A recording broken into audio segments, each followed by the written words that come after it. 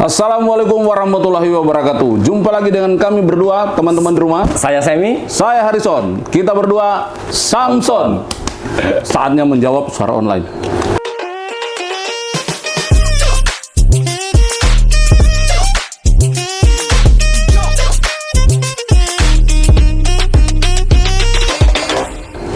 Nah, Sam, ini kan beberapa hari terakhir ini nih ada satu video cukup viral ya. Sayangnya kayaknya nggak bener deh informasinya. Udah nonton? Sudah nonton Bang, dan sangat memprihatinkan. Memprihatinkan guys.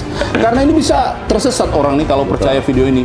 Nah, supaya teman-teman di rumah bisa mengikutinya dan tidak ikut-ikutan tersesat, yuk kita simak satu-satu. Tolong dikomentarin ya. Siap. Kita komentar Bang. Tanah bisa dirampas negara kalau nggak dijadikan sertifikat elektronik. Ini seriusan? Iya beneran, kita emang dipaksa untuk beralih ke sertifikat elektronik dan kita harus menolak ini. Gimana tuh? Tanah dirampas kalau elektronik Bang. Iya. Gimana cara rampasnya? Ini agak menggelitik ya Bang ya. Padahal kayak kita dari awal kita sudah mensosialisasikan program sertifikat elektronik ini, kan kita sudah menginformasikan bahwa prosesnya panjang, dilakukan validasi, kemudian diterbitkan sertifikat elektronik oleh kantor pertanahan. Itu pun kita sudah umumkan bahwa sertifikat penangguh lama masih tetap berlaku. Tidak akan ditarik oleh pemerintah. Berlaku Bapak Ibu. Apalagi tanahnya ya Bang. Nggak mungkin ujuk-ujuk pemerintah kemudian mengambil alih tanah masyarakat. Bagian perampasan oleh negara itu rasa-rasanya tidak mungkin ya guys, karena pendaftaran tanah itu masapnya dua. Satu penguasaan fisik, satu secara yuridis. Jadi yuridis lah itu yang kemudian menjadi elektronik, tapi tanahnya kan tidak pernah menjadi elektronik. Betul. Penguasaan fisiknya masih loh. Jadi gimana cara rampasnya? Hoax. Benar. Itu hoax. Kenapa ditolak? Bukannya bagus data disimpan secara digital? Justru digital itu tempat yang paling tidak aman. Ada banyak kejadian pemerintah nggak beres ngurusin data digital. Ingat kebocoran data KPU, NPWP, Pusat Data Nasional, paspor. Oke Bang, sebenarnya kalau kita bicara masalah alih media data ya, dari dulu menjadi analog menjadi elektronik, itu kan sebenarnya menguntungkan dua pihak Bang.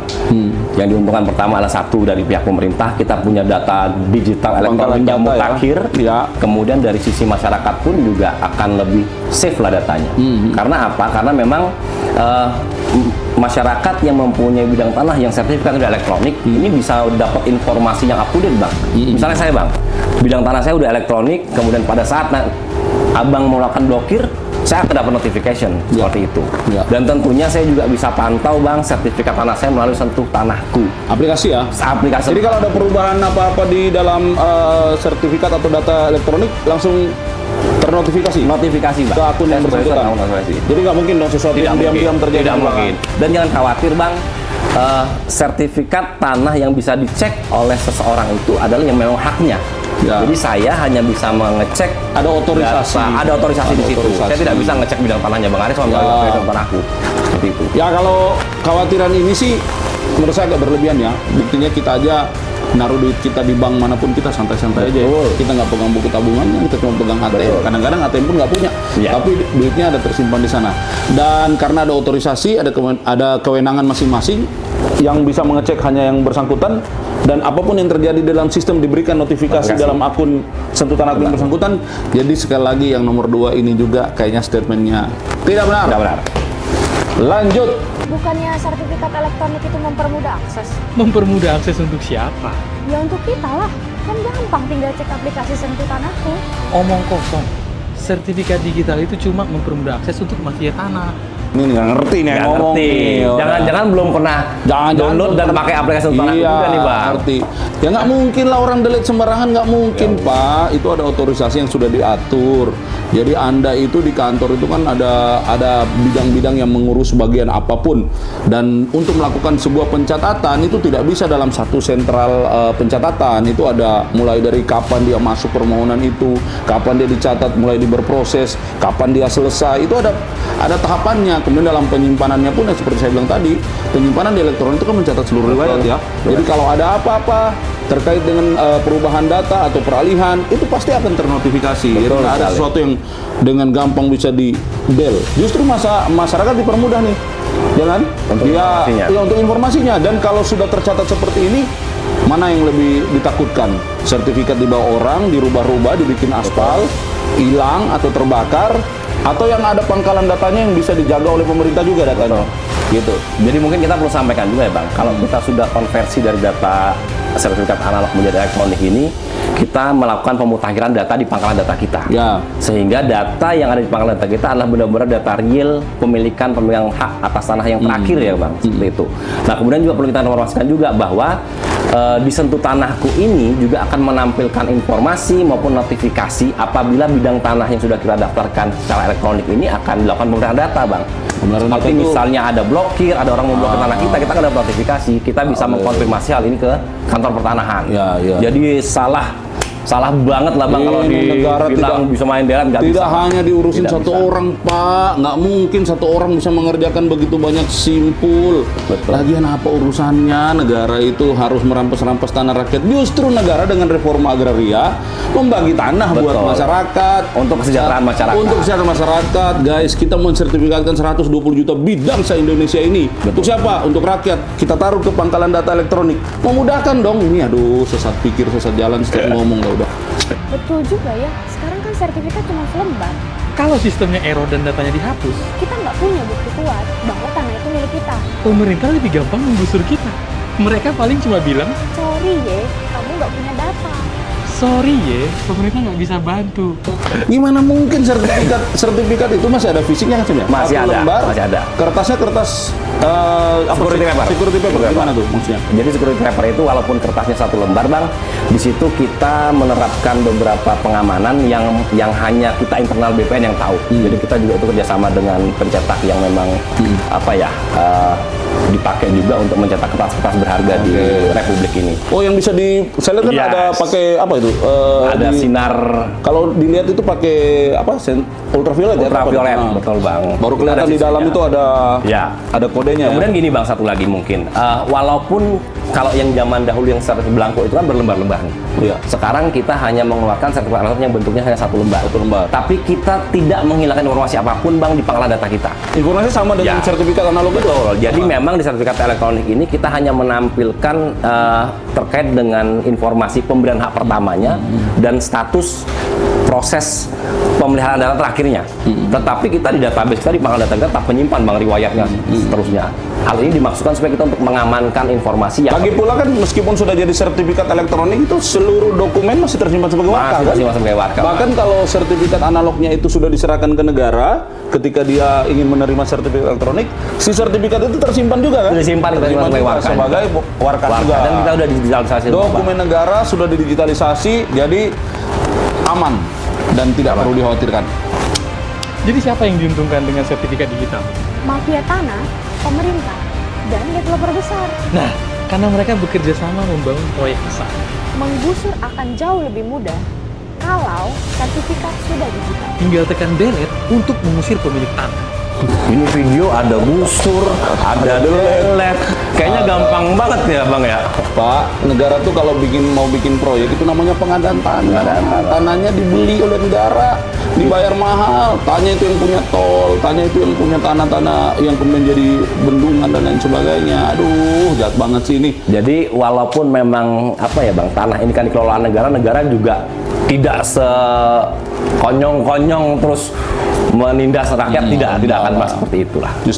Justru negara itu dalam konsep ingin mensejahterakan rakyat, memikirkan dari mana sumber-sumber pertanahan yang sah secara undang-undang dapat diberikan kepada warga masyarakatnya. Itu dan mana yang sebelum bersertifikat disertifikatkan. Supaya apa? Supaya Bapak dan Ibu memiliki kepastian hukum. Betul. Kemudian kalau memang membutuhkannya untuk kolateral bisa dimanfaatkan. Kemudian supaya nanti tanahnya itu kalau nanti misalnya akan ada pembagian, warisan dan lain sebagainya sudah jelas karena hitungannya ada di dalam sertifikat, gitu loh. Jadi yang paling diuntungkan masyarakat. Semua proses yang berkepentingan dengan apa yang menjadi keinginan masyarakat otomatis akan lebih mudah dan lebih cepat. Ini juga mau memangkas proses yang katanya terlalu lama itu kan, Sam? Jadi jangan seuzon dengan pemerintah, yakinlah pemerintah selalu memperhatikan kesejahteraan masyarakat. Ya. Oke, ada lagi nggak nih ya? Oh, itu alasannya. Pantesan kita nggak dikasih lagi sertifikat lengkap. Sebetulnya ini bagian dari digitalisasi total dan inisiasi The Great Reset. Tanah, properti, dan semua aset akan dikembalikan lewat sistem digital. Datanya bisa dimanipulasi, diblokir, atau diambil alih hanya dengan satu klik. Setelah Great Reset, kita nggak bisa lagi dong punya tanah sendiri. Nggak ada lagi SHM. Kita berlangganan tanah sama seperti berlangganan Netflix. Pak, Bapak nggak ngurus sertifikat juga, itu tetap tanah Bapak. Tetap tanah Bapak. Bapak mau pegang AJB, pegang apa, girik, letter C, apapun, Bapak masih tetap punya tanah itu. Jadi kalau Bapak mensertifikat, the only reason Bapak mau mensertifikatkan itu untuk mendapatkan kepastian hukum. Betul. Gitu loh. Jadi nggak ada yang namanya grid reset itu. Itu kalau menurut saya sih, ini saya nggak bisa mendapatkan rasionalisasi secara logik. Betul. Karena ini kan kayaknya nggak masuk ya di sistem. Saya rasa kita ini ya. juga masyarakat juga bisa mencerna bang ya. Iya. Mana yang benar mana yang enggak nih. Iya. Pokoknya makin kesini videonya kok makin parah nih bang kayaknya. Benar-benar. Ya Bapak nggak ada yang namanya grid reset itu atau grid delete itu nggak ada. Server itu punya mirroring di mana-mana. Jadi kalau suatu server terganggu ada mirrornya ini, ada beberapa pangkalan data yang menjadi coveringnya. Dan untuk menghapus satu data itu bukan hanya kewenangan satu orang ya bang. Nggak bisa. Harus Ada. dapat konfirmasi dari beberapa simple profile lah. Jangankan menghapus bang, untuk mengubah pun itu juga tidak bisa dilakukan oleh satu orang. Kita kasih contoh lah. Kalau data ini sudah tercatat di perbankan, tercatat juga di kita, maka perubahan di perbankan harus dikonfirmasi oleh BPN. Betul. Tercatat di BPN harus dikonfirmasi oleh sistem yang di perbankan. Gitu. Enak juga ya, pemerintah bisa dapat duit banyak. Dengan cara mengontrol urbanisasi dan menciptakan smart city. Makanya Rumah itu dibangun. bukan dicicil 20 tahun. Tinggi banget bahasanya bang. Pemerintah tuh dapat uangnya dari mana? Dari devisa, dari pajak gitu ya. Bukan dari yang begini-begini, malah pemerintah keluar duit bikin sistem seperti ini. Betul. Memastikan Investasi yang besar, ya, kemudian mensertifikatkan tanah masyarakat. Ini kan butuh resource ya. Jadi kalau pemerintah enak, yakin saja rakyat pasti lebih enak. Karena pemerintah itu bekerja untuk rakyat. Tidak ada satupun pemerintah yang bekerja untuk dirinya sendiri. Untuk apa? Ya pasti untuk masyarakat kan.